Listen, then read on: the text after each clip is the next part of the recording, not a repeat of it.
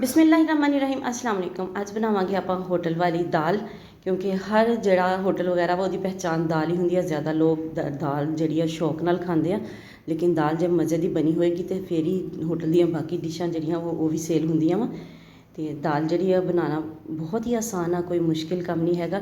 ਚਲੋ ਤੁਹਾਨੂੰ ਦੱਸਦੇ ਹਾਂ ਆਸਾਨ ਜਿਹੇ ਤਰੀਕੇ ਦੇ ਨਾਲ ਕਿ ਢਾਬਿਆਂ 'ਤੇ ਹੋਟਲਾਂ ਵਗੈਰਾ 'ਤੇ ਦਾਲ ਕਿਸ ਤਰੀਕੇ ਨਾਲ ਬਣਦੀ ਹੈ। ਬਿਸਮਿਲ੍ਲਾਹਿਰਰਹਿਮਾਨਿਰਰਹੀਮ। ਸਭ ਤੋਂ ਪਹਿਲੇ ਆਪਾਂ ਦਾਲ ਲੈ ਲਈ ਆ। मैं आधा किलो दाल ली सी, उन्होंने अच्छे तरीके नाल 4-5 पानी नाल वॉश करके जो पानी बिल्कुल साफ़ हो गया फिर उन्होंने 1.5 लीटर पानी दे विच भिगो के रख दिता। तो इनू 5 तो 6 घंटे वास्ते इनू मैं इस तरह ही भिगो के रख दिता सी, क्योंकि इस पानी नू आपां हुण ज़ाया नहीं करना। इसी पानी दे विच इनू आपां दाल नू पकाना वा। पकाना किस तरीके नाल इनू दस्सण तो पहले तुहानूं रिक्वेस्ट है, तुहानूं वीडियो चंगी लगे तो लाइक तो शेयर जरूर करिया जे। चैनल ते नवे हैं तो चैनल नू सबसक्राइब करके जाया जे, नाल बैल आइकन नू जरूर प्रेस कराए ताकि आने वाली वीडियोज़ का नोटिफिकेशन तुहाडे तक आसानी नाल पहुँच सके।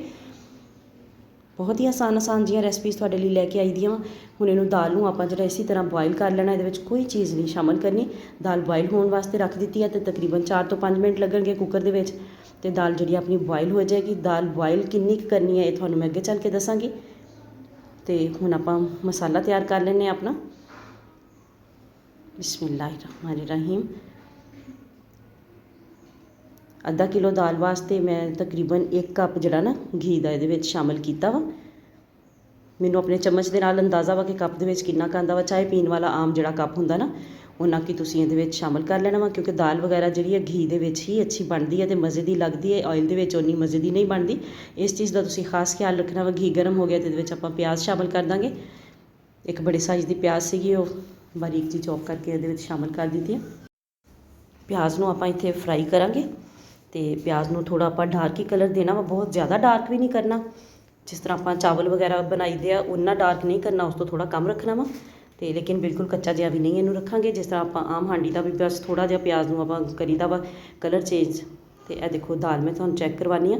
5 मिनट बाद मैं वेट बंद कर दी सी, लेकिन दाल हजे अच्छे तरीके नाल गली नहीं गी। यह देखो हजे दाना थोड़ा जिहा हैगा वा इहदे विच, इहनूं आपां दोबारा वेट ला देंगे। तो देखो प्याज अपना तकरीबन डन हो गया वा। हुण इहदे विच 1 चम्मच जिहड़ा ना खाने वाला चम्मच जिहड़ा हुंदा वो आधा चम्मच मैं जीरे का शामिल कर दिता वा। 1 चम्मच फुल भर के अदरक लहसुन कुटिया होया फ्रैश कुटिया होया इहदे विच शामिल करांगे। तो यह मैं 3 टमाटर लैके उन्हां दा पेस्ट बना लिया सी, तो वो शामिल कर दिता वा। पानी का छिट्टा नहीं लाया, क्योंकि टमाटर पानी पा के ही आपां जिहड़े ब्लेंड कीते सीगे, तो इसलिए मैं उसे जिहड़े जिन्ने ब्लेंड कीते हुए सी उस तरह ही वो पेस्ट शामिल कर दिता वा। हर चीज़ तुसीं ध्यान नाल देखनी है कि किहड़ा मसाला किहड़ी जगह ते पाया वा, किस स्टैप ते पाया वा, फिर ही थोड़ी दाल जिहड़ी है बहुत ही मज़े की बनेगी। भुनिया कुटिया हुआ जीरा शामिल कर दिता वा, तकरीबन आधा चम्मच। 1 चम्मच सुरख मिर्चा शामिल कर दिता वा, तो अद्धे चम्मच तो थोड़ा जिहा कम ना हल्दी शामिल की है, तो सुक्का धनिया शामिल कर दिता 1 चम्मच भरिया होया। तो इन्हां चीज़ों को अच्छे तरीके नाल पकन देवांगे।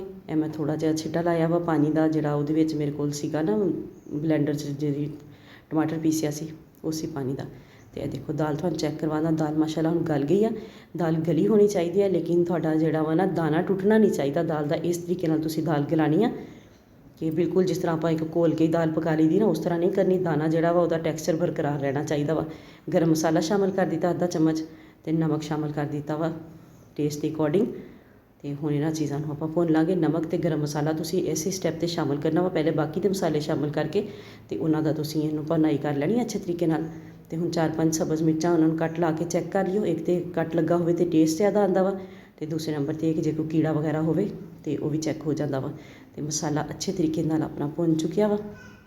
तो हुण इहदे विच आपां जिहड़ी दाल आपां बनाई हुई आ बॉयल कीती हुई आ, उहदे विच कोई चीज़ शामिल नहीं कीती सी, ना कोई बड़ी इलायची ना कोई नमक वगैरह कोई चीज़ शामिल नहीं सी कीती। तो उन दाल नूं हुण आपां इहदे विच बर्तन दे विच पा लवांगे। बिस्मिल्लाहिर्रहमानिर्रहीम। थोड़ा जिहा पानी इहदे विच सीगा, क्योंकि बाद दे विच फिर पानी थोड़ा बहुत लाना जिहड़ा सीगा, तो इसलिए पहले ही 1.5 लीटर पानी पा लिया सीगा कि दाल भी अपनी अच्छे तरीके नाल गल जावे, तो बाद विच पानी भी ना लाना पवे। तो उस तरह ही मैनूं कोई भुन्या वगैरह भी नहीं इन्ना ज़्यादा। तो इहनूं इहदे विच शामिल कर दिता वा। थोड़ा जिहा इहनूं पक्कन दांगे इसी पानी दे नाल, तो फिर तुहानूं इहदी फाइनल लुक चैक करवावांगे। उस तो पहले कि थोड़ियां जिहियां चीज़ां इहदे विच होर शामिल कर लईए। काली मिर्च शामिल करांगे। फ्लेम थोड़ा फुल होना चाहिए वा जो तुसीं काली मिर्च शामिल करो।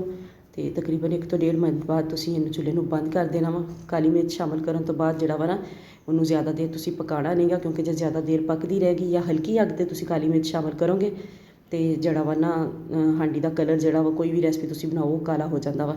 ਤੇ ਥੋੜ੍ਹੀ ਜਿਹੀ ਕਸੂਰੀ ਮੇਥੀ ਸ਼ਾਮਲ ਕਰ ਦਿੱਤੀ ਆ ਤੇ ਸਿਰਫ 1 ਮਿੰਟ ਵਾਸਤੇ ਲੀਡ ਲਾਵਾਂਗੇ, ਚੁੱਲ੍ਹਾ ਬੰਦ ਕਰ ਦਿਆਂਗੇ। ਤੁਹਾਨੂੰ ਦਿਖਾਉਂਦੇ ਹਾਂ ਦੀ ਫਾਈਨਲ ਲੁੱਕ। ਮਾਸ਼ਾਅੱਲਾ ਮਾਸ਼ਾਅੱਲਾ ਜ਼ਬਰਦਸਤ ਜੀ ਚਨੇ ਦੀ ਦਾਲ ਆਪਣੀ ਤਿਆਰ ਹੋ ਗਈ ਹੈ। ਦੇਖੋ ਮਾਸ਼ਾਅੱਲਾ ਦਾਣੇ ਟੁੱਟੇ ਵੀ ਨਹੀਂ ਗਏ, ਦਾਣਾ ਵੀ ਬਿਲਕੁਲ ਆਪਣਾ ਟੈਕਸਚਰ ਬਰਕਰਾਰ ਰੱਖੇ ਹੋਏ ਆ, ਲੇਕਿਨ ਗਲਿਆ ਹੋਇਆ ਵੀ ਬਹੁਤ ਜ਼ਬਰਦਸਤ ਆ। ਤੇ ਇੰਨੀ ਥੋੜ੍ਹੀ ਜਿਹੀ ਗ੍ਰੇਵੀ ਜੀ ਇਹਦੇ ਨਾਲ, ਬਿਲਕੁਲ ਵੀ ਇਹਨੂੰ ਸੁੱਕੀ ਨਹੀਂ ਆਪਾਂ ਰੱਖਣਾ। ਤੇ ਮਜ਼ੇਦਾਰ ਜੀ ਦਾਲ ਆਪਣੀ ਤਿਆਰ ਹੋ ਗਈ ਹੈ। ਵੀਡੀਓ ਨੂੰ ਜ਼ਰੂਰ ਲਾਈਕ ਕਰਿਆ ਜੇ, ਸ਼ੇਅਰ ਕਰਿਆ ਜੇ। ਮੇਰੇ ਬਾਕੀ ਦੇ ਚੈਨਲ ਦਾ ਵਿਜ਼ਿਟ ਕਰੋ, ਵੀਡੀਓਜ਼ ਅੱਛੀਆਂ ਲੱਗਣ ਤੇ ਉਹਨਾਂ ਨੂੰ ਵੀ ਸ਼ੇਅਰ ਕਰੋ। ਮਿਲਦੇ ਹਾਂ ਕਿਸੇ ਨੈਕਸਟ ਵੀਡੀਓ 'ਚ, ਉਦੋਂ ਤੱਕ ਲਈ ਅੱਲਾ ਹਾਫਿਜ਼।